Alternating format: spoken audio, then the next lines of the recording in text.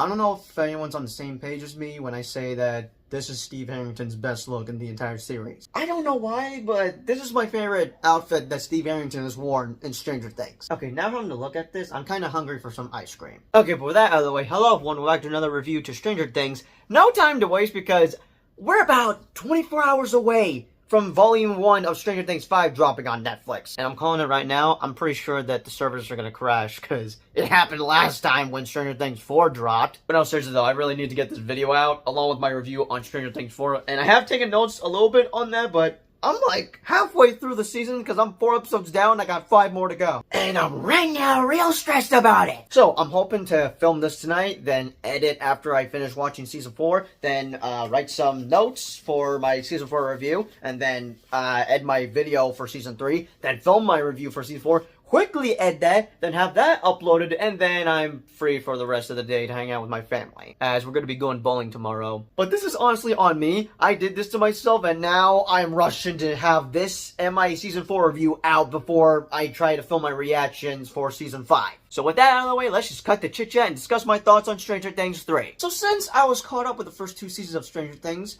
I was highly anticipating to see the 3rd season, as it would be taking place on the 4th of July in 1985, except the 3rd season was set to release on the 4th of July, but for 2019. And they did that on purpose. But yeah, this came out in a peak year, as I'd say 2018 to 2019 were back-to-back peak years for me, and I feel like 2026 to 2027 could bring that hype level again. And it's probably because we're getting Avengers Doomsday and Secret Wars in the next 2 years. Now, I don't know if I mentioned this on the channel, but I have had this hat for 6 years now. Oh my god, that is... let's put the hat back on. But as I was saying, I've had this hat for 6 years now because I got this at Target, most likely after the 3rd season was released. But I also had gotten a Stranger Things 3 poster that hopefully is somewhere back home sitting in my closet full of other posters I've collected in the past decade. But yeah, I'm very happy to own this Dustin hat for Stranger Things, and it's the one hat I'll be wearing for most of my Stranger Things content. But thankfully, I got myself a Hellfire Club shirt for when Season 4 was released. But yeah, I was in Las Vegas visiting my dad for the summer of 2019, and me and my brother were sleeping with our brother Rylan in his bedroom because we didn't have our own separate room. But we stayed up late to watch only the first few minutes of Stranger Things 3 as soon as it dropped at midnight, and as soon as the intro was over, we just stopped it right there and just went to sleep. But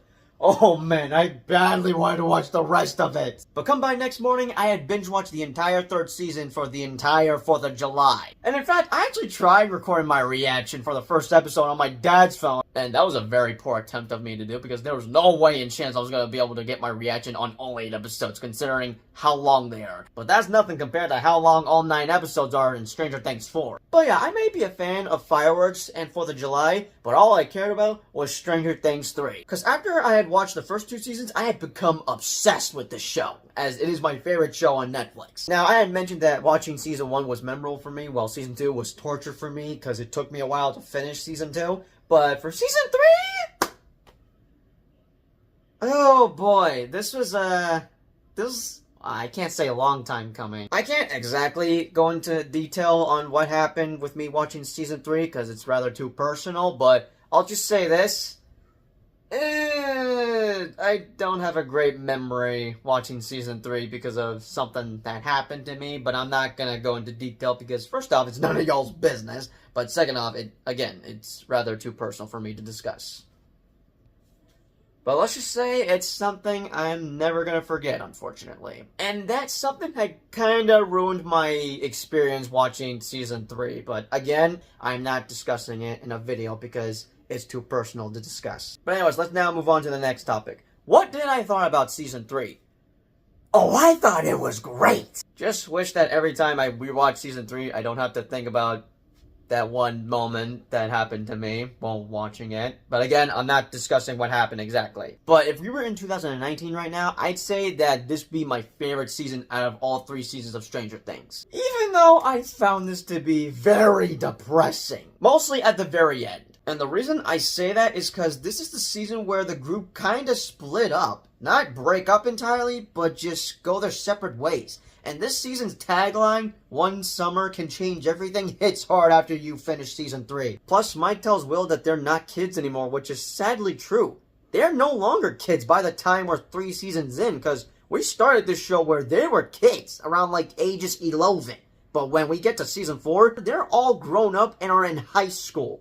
Like, I'm honestly heartbroken and devastated to see the party say goodbye to each other for when the Byers move out of Hawkins, while Eleven joins along with them when she lost her dad, as everyone else is thinking that Hopper is dead. But before I discuss how I reacted to the Season 3 finale, I would discuss my pros first and cons later, but I'm kinda gonna be jumping back and forth on discussing some stuff I enjoyed from Season 3 and some stuff I didn't enjoy from Season 3. So let's start out with something that really pissed me off first time watching, but now being older, I kinda have a changed opinion about it. And that would be how I started to kinda hate one of my favorite characters' guts for doing something that pissed me off, which was to break up Mike and Eleven. And that character would be Chief Hopper. In the first episode, he's very irritated with Mike and Eleven just spending so much time together. He wants them to, like, separate. And he does ask Joyce for advice on what to do, and having to rewatch Season 3, I can't entirely blame Hopper. Now, sure, he does something that, okay, he shouldn't have done that, but it's not his fault.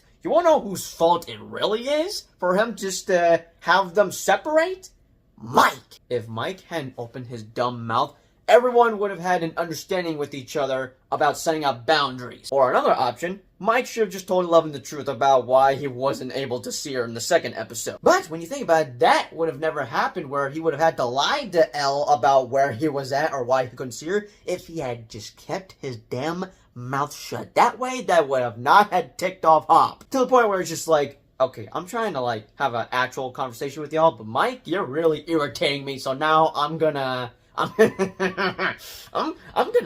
murder you. I'm the chief of police anyways, I could cover it up. No, seriously, that's a joke he made in the first episode. But still, you get what I'm talking about? But yeah, first time watching that, I was pissed at Hopper for having them separate, because by the second episode, Elle dumps Mike's ass, and I'm just like, I'm so mad at my favorite character for doing that.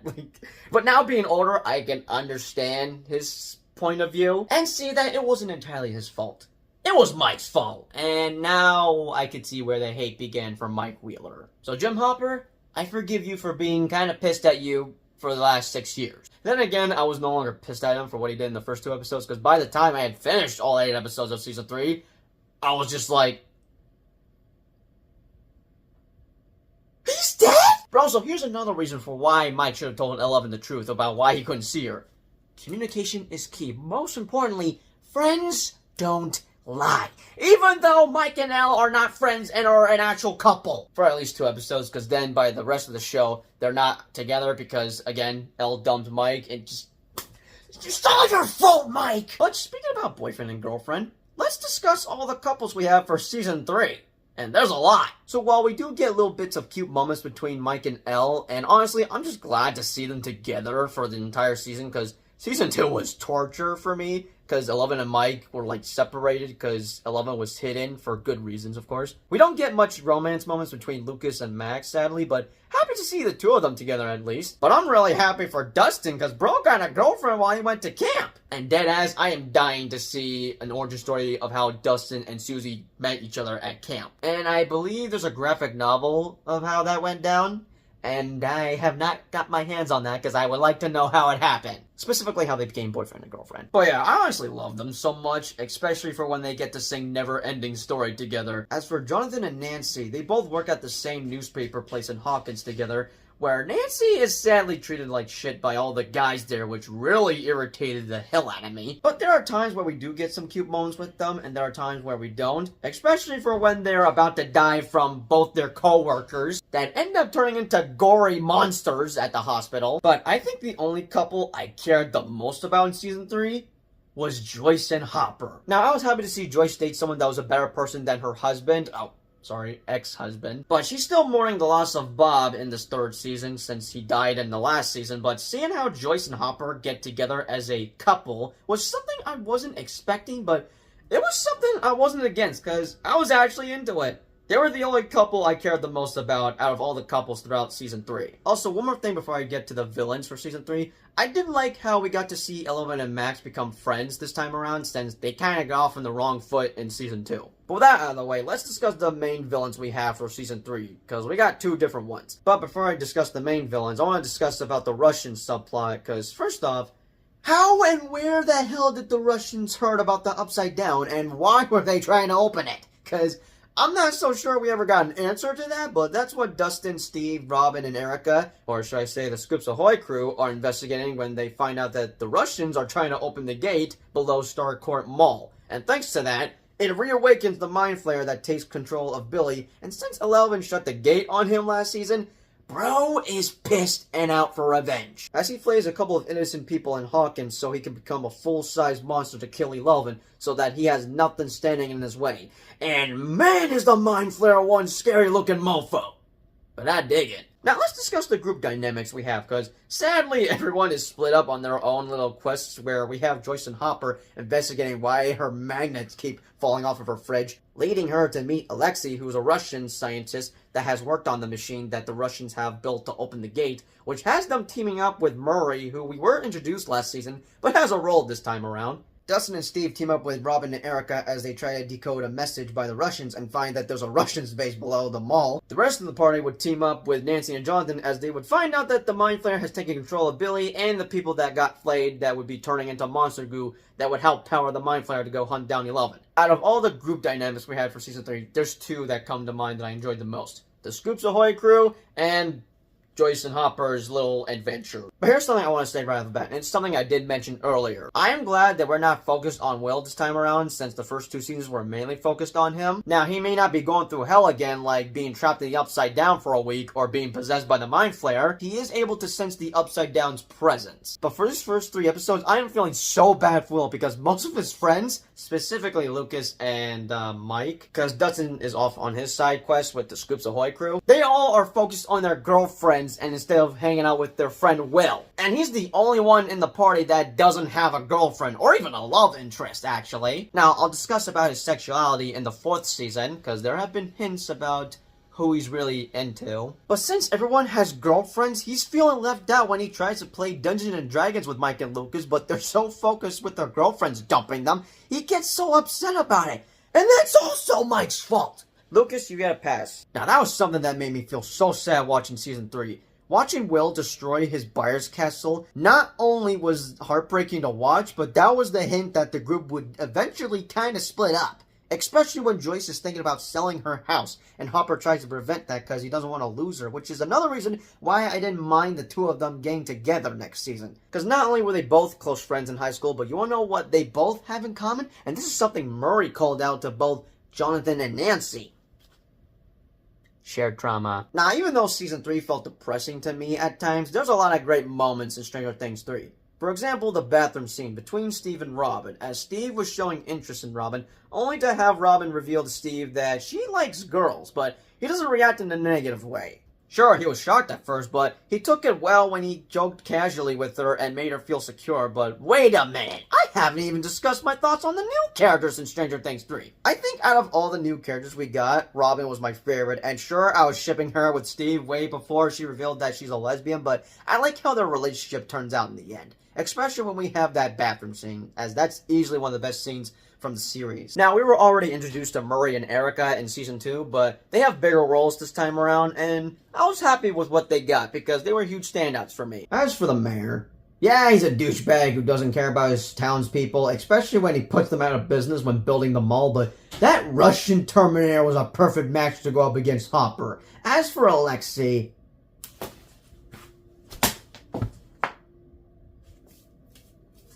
sorry, let me just fix up my hair, but you should understand how I feel when I threw my hat down to the ground. But man, he did not deserve to die in this 3rd season. I really liked the dude, especially when he and Murray bond together only to end in like 3 minutes later. Rest in peace, Alexei, you will be deeply missed. But one more thing before I discuss my thoughts with the finale. I was really not a fan with this one subplot involving Billy wanting to get into Mrs. Wheeler's panties. And this was hinted at the end of Season 2 when Mrs. Wheeler was having the hots for Billy, and I was gonna be so pissed at her if she had cheated on her husband. Thankfully, she gets her head out of the cloud when she sees her husband and youngest daughter just sleeping together on the couch, realizing that if she goes through with this, she would destroy her family. So I'm glad she didn't ruin her family by cheating on her husband with Billy, but it ends nicely when we see the family together on the 4th of July. Alright, I've been yapping for too long. Let's discuss my thoughts with the finale, because it was epic. Especially when the kids throw fireworks at the Mind Flayer to save Eleven when Billy captures her, but damn, I really disliked Billy in Stranger Things too, but this third season got me to care about this dude. As we get a backstory to him in episode 6, I believe, and having to see that, it's honestly the dad's fault for why he became such a scumbag, but once Eleven brings up about Billy's mother, he turns back to the light and sacrifices himself to save Eleven from the Mind Flayer, and once he does die, I feel bad for him, and this breaks Max's heart because he was her brother after all. Well, stepbrother, but you still get the point. Now, it may have been 6 years as my memory is a little foggy, but I'm pretty sure I ended up crying for Hopper when he eventually dies at the end of Season 3. Considering he was my favorite character tied with Steve. In the last few minutes of everyone packing up as the buyers sold their house, oh god, it was truly depressing for me to watch because everyone ended up going their separate ways in the end as the party is now split up. Now, I really loved the I love you scene between Mike and Eleven, considering how obsessed I was with these two characters as a couple, but rewatching that scene where Eleven reads Hopper's letter, damn, I shed a tear. And here's proof right here. Now, it may have been depressing for me to watch, but it's another great scene from Season 3, but I swear to God, and I don't know if I'm the only one that felt this way watching the Season 3 finale, but the way this third season ends, it felt like a series finale. Because it felt like an ending to the show. I was thinking to myself that there's no way to just end like that. It ends like that? But then we end up getting a post-credit scene that revealed that the Russians have somehow captured a freaking Demogorgon in their facility. But before we even get to that post-credit scene, I was fully convinced that this was the series finale. But once we do get to see that ending shot of the Demogorgon, I cannot tell you how happy I was. Actually, no, that's not the right word to describe the way I felt. I was relieved. Yeah, sure, it was bad news that there was a Demogorgon on the loose and that it wasn't over with the Upside Down being a threat, but I was not happy with that ending because it felt like a series finale the way it played out. But with the season ending on that post-credit scene with the Demogorgon, that was reassurance to me that, oh, you thought that was the ending to our show? Nah, you ain't seen nothing yet. Just wait till we get to the last 2 seasons of our show. In other words, we were getting another season of Stranger Things. Overall, my experience binge-watching Season 3 may have been rough for me, but this season was great. And I like it more than Season 2. Nothing against the last season, but I think I'll be rewatching this third season every 4th of July, considering that this season takes place on the 4th of July of 1985. But I had fun with this third season. If I had to give it a rating, I'm giving it an 8.5 out of 10. Season 3 was worth the wait as I took the time to check out the first 2 seasons in between 2017 and 2018. We didn't get Season 3 until 2019 since the Duffer Brothers wanted to take the time to get it right, delivering a bigger and better season than the previous one. But the wait was gonna be torture for Season 4 because 1 year later, the pandemic shut everything down, as we wouldn't get Stranger Things 4 until 2022, when it maybe was gonna come out in 2021. But with that post-credit scene in the end, I would say that Season 3 was the calm before the storm, which was the last 2 seasons we'd be getting for Stranger Things. Now, with that being said, those are just my thoughts on Stranger Things 3. Definitely let me know your thoughts down below. Now, I'm definitely gonna have to rush editing this video in the morning because I still haven't finished rewatching Season 4, as I'm still writing notes. But yeah, 3 reviews down, 1 more to go, since I technically already made these videos already 3 years ago, which would be my thoughts on Stranger Things 1, 2, and 3, but they were poorly made because I went camping with my grandparents and I was filming my videos in a cabin. But I'm glad to have redone this review series, and I have not reviewed Season 4, so that's gonna be exciting to talk about. So I hope you guys enjoyed this review, and as always, I shall see you all for my final review on Stranger Things. Peace out.